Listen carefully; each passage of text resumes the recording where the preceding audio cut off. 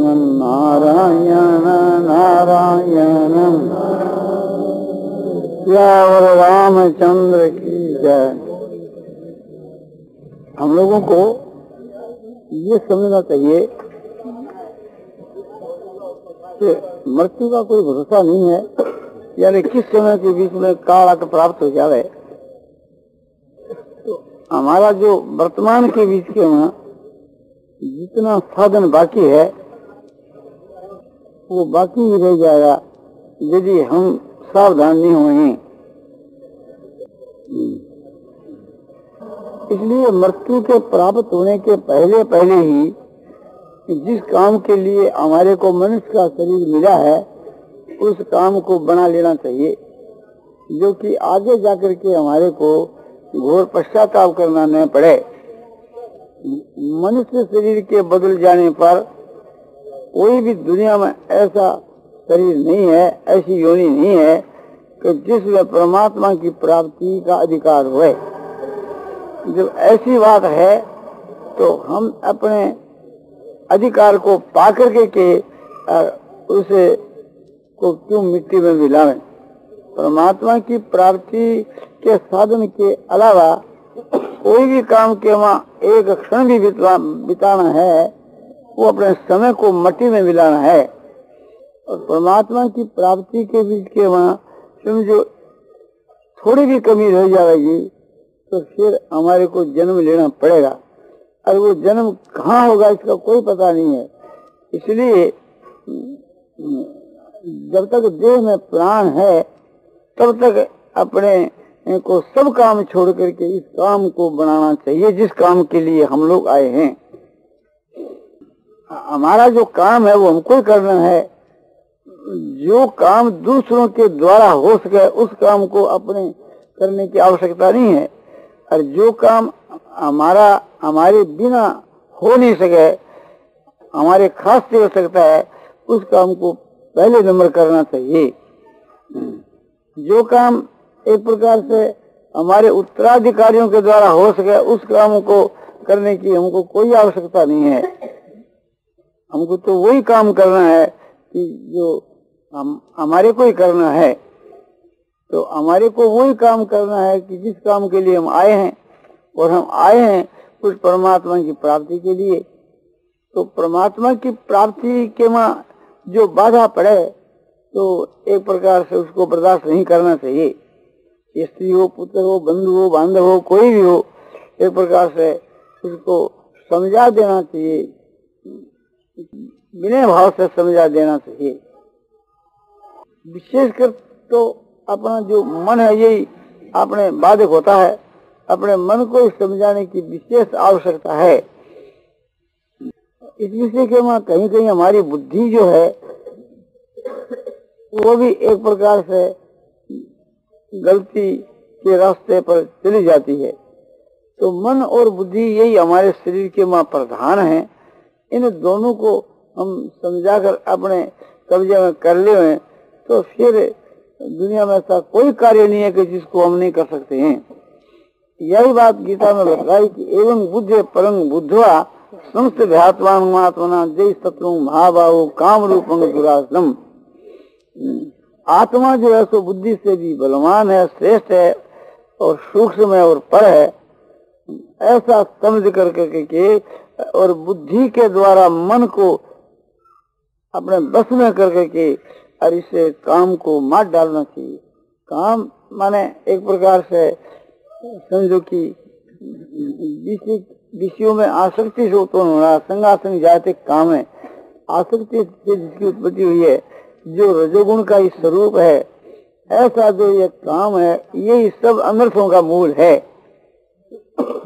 इसी से भी समझो कि क्रोध, लोभ इत्यादि के मोह ये सब उत्पन्न होते हैं। ये बात समझ करके और एकदम निष्काम हो जाना चाहिए। हमारे द्वारा होने वाली सारी चेष्टा, यानी उत्तम चेष्टा, यज्ञदान तप आदि की चेष्टा, अर्थात ईश्वर की भक्ति, ये सभी एक प्रकार से हमारी क्रिया निष्काम होनी चाहिए। भगवत अर्थ या भगवत अर्पण जो क्रिया है वो तो निष्काम है ही, उसके अलावा भी हमारी कोई क्रिया जो है समझो कोई स्वार्थ को लेकर के, कामना को लेकर के नहीं होनी चाहिए।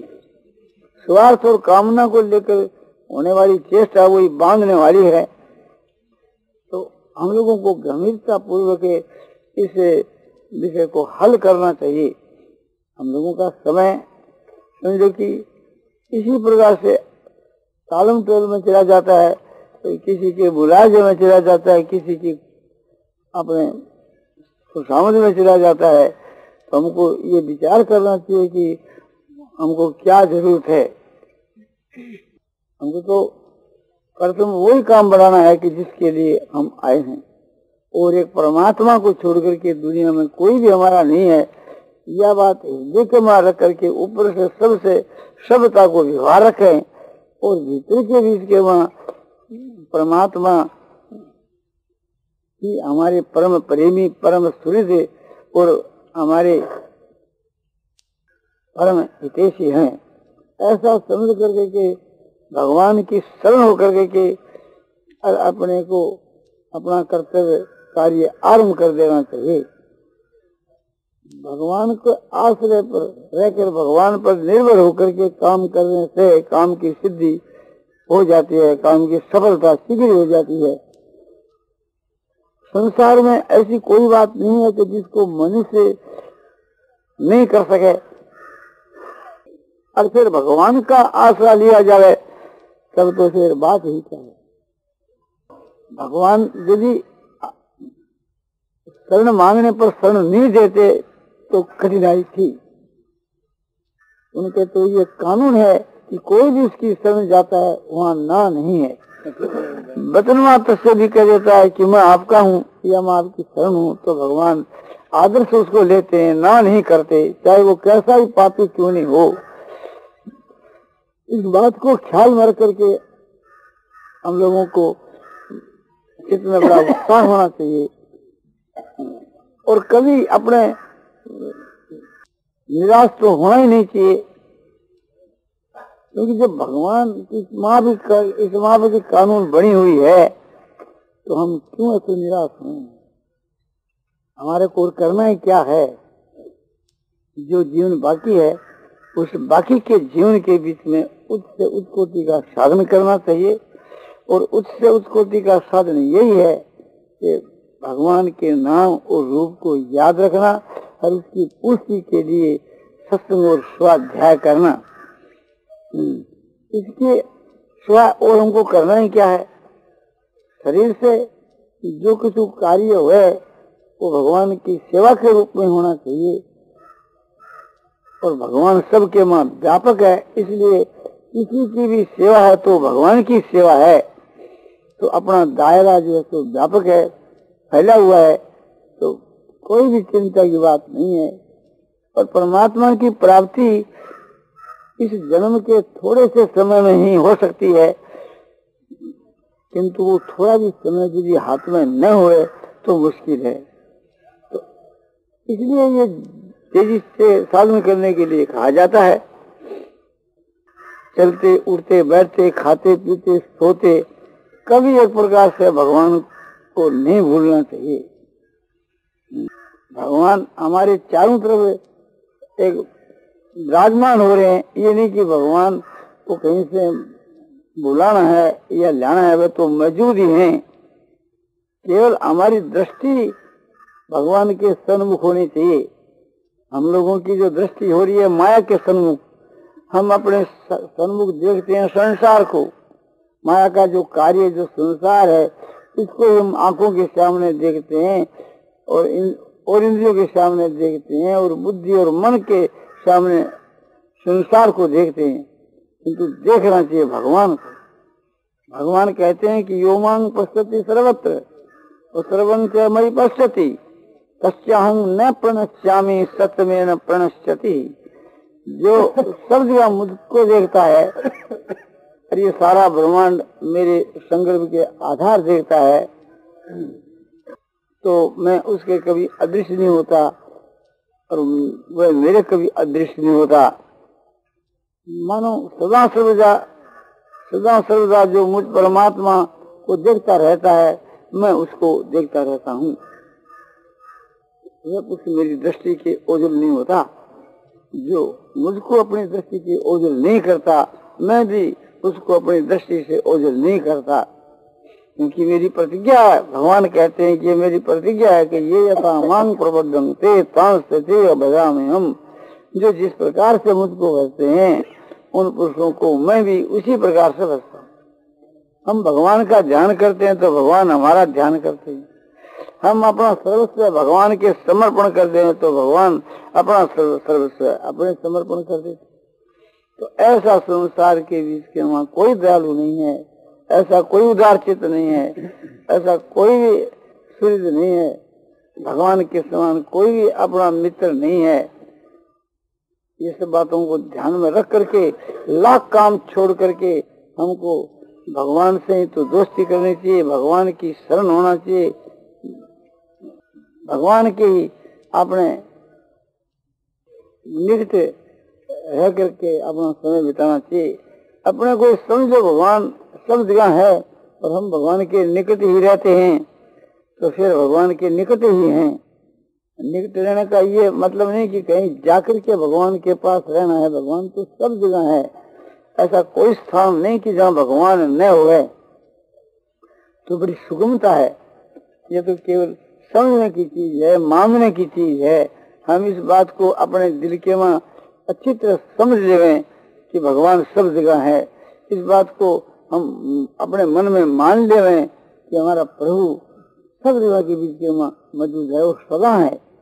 ये नहीं कि सब जगह तो है किंतु कभी छोड़ के खिला भी जाता है, वो तो सदा ही है। तो सब देश में है, सब काल में है, सबके माँ व्यापक होकर के स्थित है। इसलिए एक प्रकार से उसे का नित्य संयोग है। हम नहीं माने वो हमारी गलती है।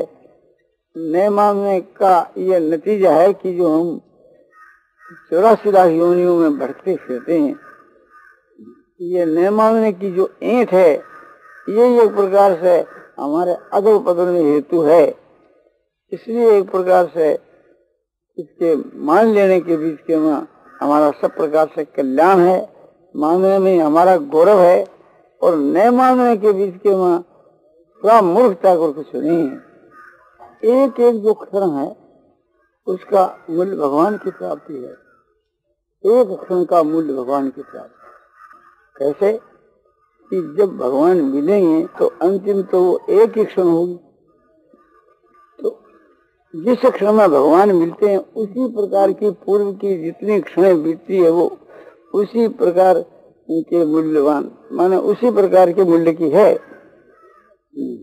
कोई भी ऐसी क्षण नहीं है कि जिसमें ये प्रतिबंध हो कि अमुक क्षण में हम नहीं मिलेंगे, या अमुक दिन में नहीं मिलेंगे, अमुक तिथि में नहीं मिलेंगे, अमुक बार में नहीं मिलेंगे। ऐसी कोई शर्त नहीं है। भगवान सब दिन मिल सकते हैं, सब समय के में मिल सकते हैं। इसलिए हमारी एक एक क्षण का मूल्य समझो कि भगवान की प्राप्ति के बराबर है। ऐसा समझ करके अपने समय की एक क्षण भी तो फालतू बितानी है, वो मूर्खता की बात है। और भगवान के मिलने के लिए ऐसी बात भी नहीं है कि भगवान अमुक स्थान में नहीं मिलेंगे, अमुक स्थान में नहीं मिलेंगे। सभी जगह भगवान मिल सकते हैं। जब सभी जगह मिल सकते हैं तो ये हमारे लिए बहुत ही सुगमता है, बहुत ही सुगमता है। रुपया तो कोई चीज नहीं है। लाख रुपया खर्च करने पर भी जब हमारे को समय नहीं मिल सकता, मूल्य दुकान पर समय नहीं मिल सकता, तो समय का कोई दाम नहीं, इसलिए समय को अमूल्य कहा गया है। रुपये तो समय के वहां मिल सकते हैं किंतु समय रुपयों से नहीं मिल सकता। जो जितने संसार के पदार्थ हैं ये समय पर सभी मिल सकते हैं, किंतु किसी भी पदार्थ के खर्च करने के ऊपर उनको समय तो नहीं मिल सकता। और जो समय हमारा बीत गया वो लौटकर वापिस नहीं आ सकता। तो इसलिए अब जो बाकी जो समय है वो तो सोच समझ करके बिताना चाहिए। जो बिता दिया गया वो तो गलती की, किंतु फिर हम जानबूझ करके गलती क्यों करें? तो हमको हर वक्त सावधान रहना चाहिए और अपने आप को भगवान के समर्पण कर देना चाहिए और अपने समय को भी भगवान के समर्पण कर देना चाहिए। समय को समर्पण करना यह है कि भगवान की स्मृति नित्य रखनी, एक क्षण भी भगवान को नहीं भूलना। ये समय भगवान के में लगा देना है, माने हर समय तो भगवान को याद रखना, ये समय को भगवान के प्रति अर्पण करना है। और कोई जरूरी से भी जरूरी काम है, प्रथम तो इस काम से जरूरी कोई काम जरूरी है ही नहीं, किंतु तुम अपने ज्ञान से किसी काम को जरूरी समझो। तो गीता का, ऋषि मुनियों का वचन मान करके ये साथ में समझते रहो कि भगवान की प्राप्ति से बढ़कर कोई काम नहीं, भगवान के मिलने के समान और कोई काम नहीं। और भगवान का मिलना होता है भगवान के भजन ज्ञान से, इसलिए भगवान के भजन ज्ञान से बढ़कर और कोई भी काम ऐसा नहीं है। तो दूसरा कोई काम जिसको आप अच्छा समझते हो उस काम को भी गौण समझना चाहिए और इस काम को कायम रख करके असली जो भगवान के निरंतर भजन ध्यान का जो साधन है इसको कायम रख करके हर वक्त भगवान को याद रखना, इस बात को कायम रख करके और फिर गौणी वृत्ति से दूसरा काम समझो कि बेपरवाह से आप चाहो तो कर सकते हो। माने एक किसी भी काम के ऊपर आपने संसारी काम, किसी भी संसारी काम के ऊपर तत्पर होकर के नहीं करना चाहिए। उसको समझो कि उपेक्षा की बुद्धि से करना चाहिए, उदासीन की वृत्ति से करना चाहिए, पक्षपात रहित होकर के उस काम को करना चाहिए। किंतु अपने लिए जो विशेष काम है उसको कायम रख करके भगवान की प्राप्ति का जो साधन है वो कायम रहना चाहिए। उसके अलावा और सभी चीज नष्ट हुए तो कोई हर्ज की बात नहीं। उनके जन्मों में और इसी जन्म में भी हम लोगों ने अपने समय की कदर नहीं की, तो समय की कदर करनी चाहिए। जो आदमी रुपयों को मूल्य देता है, यानी रुपयों का आदर करता है और रुपयों से मिलने वाली वस्तु का आदर करता है, जो वास्तु के बीच के वहाँ भगवान का अनादर करता है। आदर करने योग्य तो एक भगवान ही है, रुपयों का आदर कैसे? एक तरफ तो भगवान के नाम का हम जप कर रहे हैं, भगवान के स्वरूप का ध्यान कर रहे हैं, भगवान की सेवा कर रहे हैं, और दूसरी तरफ हमारे को रुपये मिलते हैं, उसको नहीं संभालेंगे तो रुपये नष्ट हो जाएंगे। दूसरी तरफ हमारा लड़का बीमार है, वो मर रहा है। तीसरी तरफ हमारे मान बढ़ाई और प्रतिष्ठा के वहाँ आपत्ति आ रही है, तो समझिए इन सब में आपत्ति आओ तो आओ, तुम्हारे साधन में आपत्ति नहीं आनी चाहिए। ये तो इसी प्रकार से होते जाते रहते हैं, बहुत दफे हुए हैं और मिट गए हैं, अभी एक प्रकार से ये सब मिटने वाले हैं। तो ऐसी परिस्थिति के वहाँ क्षणिक एक सुख के लिए हम अपने जीवन को मूर्खों की माफक की अपने क्यों हवन करें, यानी क्यों उसको समय को बर्बाद करें, जलाएं। जय सीता राम सीता राम सीता राम जय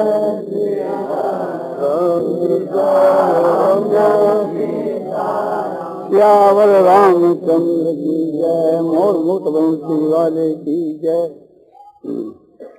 माता पिता की और बड़ों की सेवा करना हमारा कर्तव्य है। देवता जो है, ब्राह्मण जो है, गुरुजन है, उनका आदर सत्कार करना ये हमारा कर्तव्य है। अपने शरीर निर्वाह के लिए न्याय युक्त जीविका करना, यानी जीविका के लिए कोई प्रयत्न करना ये अपना कर्तव्य है। बाल बच्चों को पालन करना जो स्वाभाविक एक प्रकार से होता ही है और ये अपने गृहस्थी लोग करते ही हैं। तो ये सब चीज गौण है किसके आगे? जो परमात्मा का जो भजन ध्यान है उसके आगे भगवान की शरण होकर और हर वक्त भगवान को जो याद रखना है ये बात सब में सो प्रधान है। भगवान की गीता में कहते हैं कि तस्मात् सर्वेषु कालेषु माम अनुस्मर युद्ध क्या मयि अर्पित मनो बुद्धिर मामे अवश्य संशयम्।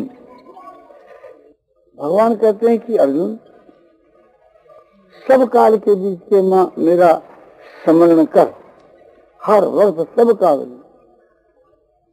तस्मात् माने इसलिए सब काल के माँ तू मेरा ही स्मरण कर और युद्ध और युद्ध भी कर। फिर कहते मन और बुद्धि मुझ में लगाने पर मेरे को प्राप्त होगा, इसमें कोई शंका की बात नहीं है। आश्वासन दिया। तो इसमें दो बात आई।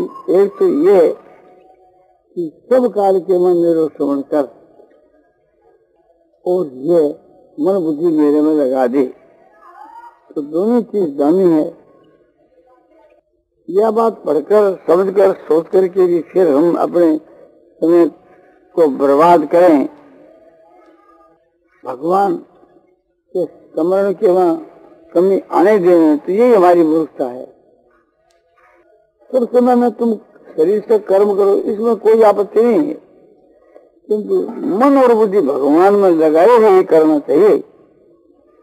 मन और बुद्धि के द्वारा जो काम किया जाता है वो एक नंबर है, उसी की भगवान के यहाँ कीमत है। और शरीर और इंद्रियों से जो क्रिया की जाती है उसकी कोई भगवान के यहाँ विशेष कीमत नहीं है। तुम शरीर और इंद्रियों से चाहे माला करो चाहे पूजा पाठ करो, किंतु तुम्हारा मन यदि भगवान के मन नहीं है, और यदि मन आपका भगवान के बीच के में है, तो शरीर और इंद्रियों के द्वारा होने वाली जो क्रिया जग करनो, दान देनो, तप करनो, या और भी एक प्रकार से थी जितनी शास्त्रोक्त क्रिया है, तीर्थ करनो, व्रत करनो, उपवास करनो, ये सारी क्रिया उसके मुकाबले में कुछ भी नहीं है। बहुत कम लाभ होता है, बिना मन की क्रिया का बहुत कम लाभ होता है। और जो मन लगा करके और मन से जो काम किया जाता है उसकी बहुत ऊंची कीमत है। तो जब इस बात का ज्ञान हो गया तो एक क्षण भी हमारे नीचे साधन में क्यों जाए, क्यों हम करें, क्या हमको गर्व। इस संसार के जो विषय भोग के लिए अपना समय बिताने और मूर्खता है, और प्रमाद आलस निद्रा के काम में समय बिताना तो उससे भी बढ़कर के मूर्खता है। वो तो तामसी काम है। न तो तामसी क्रिया करनी चाहिए और न तामसी भाव के मां स्थित होकर के निद्रा आलस से प्रमाद आदि नहीं करना चाहिए। कर्मों का आलस से त्याग करना भी तामसीपन है, और कर्मों का विपरीत करना माने ईश्वर की आज्ञा से विरुद्ध चलना भी तामसीपन है, और दोनों का फल अधोगति है। तो अधोगति से तो मनुष्य को बचना ही चाहिए।